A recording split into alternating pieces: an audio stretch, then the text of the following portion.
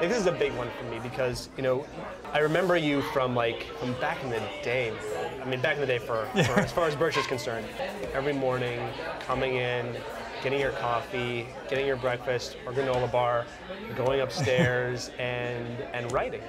And although I didn't know you were writing, I thought you were in the CIA.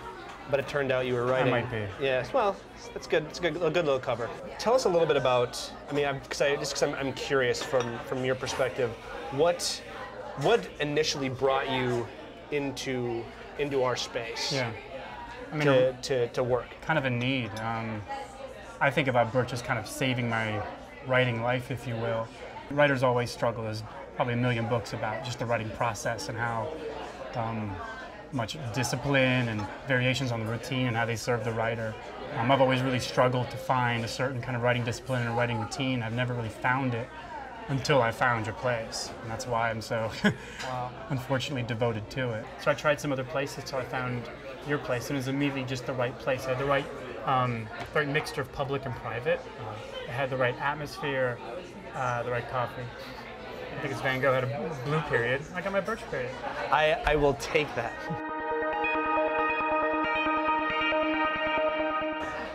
You've created, is it three plays? Right? I wrote more than that. I mean, I wrote and rewrote 3 full-length plays, which are still in process. I reread a lot.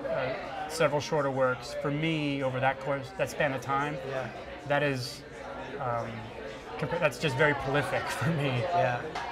I think the spark of them came from when I went to Croatia and Bosnia.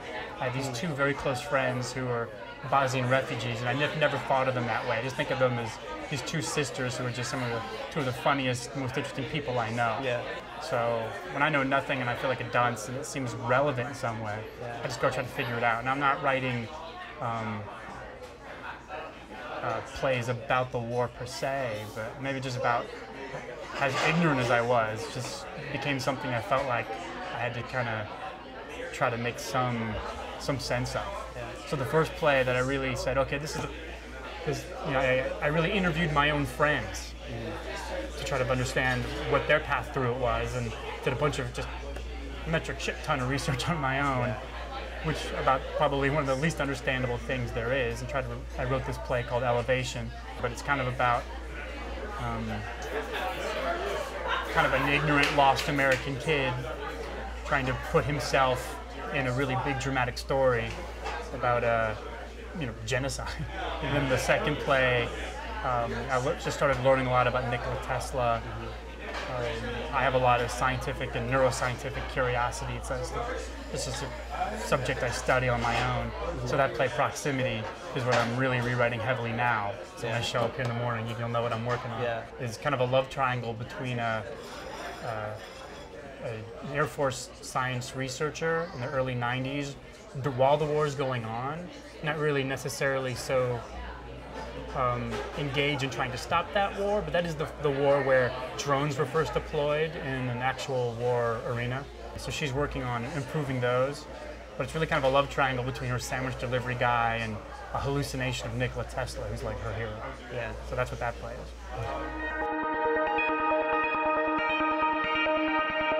In the way that you write, how does being a parent kind of color that now? Now that, because I mean, obviously you're fully aware that when you're a parent, everything shifts, right? Everything shifts. Yeah. And so, one, how are you able to kind of maintain that continuity day in and day out through your writing? And also, how has being a parent influence and help grow your writing? Yeah. I'm very curious. Logistically, it's a lot harder. But it also helps. The scarcity of time sometimes structures the time itself. I'm not trying to say that to sound deep or like make a quote, but so knowing that makes procrastinating harder for me. with a second kid on the way, I'm nervous and concerned if that scarcity of time becomes too scarce. But the routine certainly helps. You know, my wife's supportive. She's in the theater, so she kind of gets it. And we try to treat it like a job. What has been something that you have either found, you know, really positive, or something that you feel may have been lost in when we shifted from down the street? Because you were a library regular. Yeah. I mean, the most. Yeah. Like Stay Regular is about Jeremy Wine. That's what it's about. Sorry. Because no apologies, man. The negative's easier just because it's more obvious. Yeah, please. This is New York City, and space is always at a premium. Yeah. It's hard to have just enough space.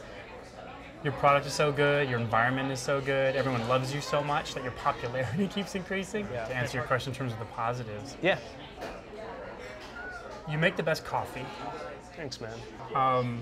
So I don't think I knew what good coffee was until I started drinking yours. Cool. This thing in my hand tastes really good. Thanks, man. And they don't all. So, you know.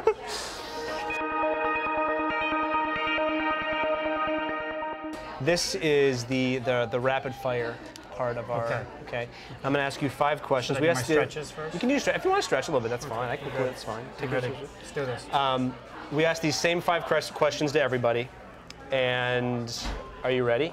As quickly as you can bring them back to me. Don't Are you even ready? think. All right. Offend people. Do you know CPR?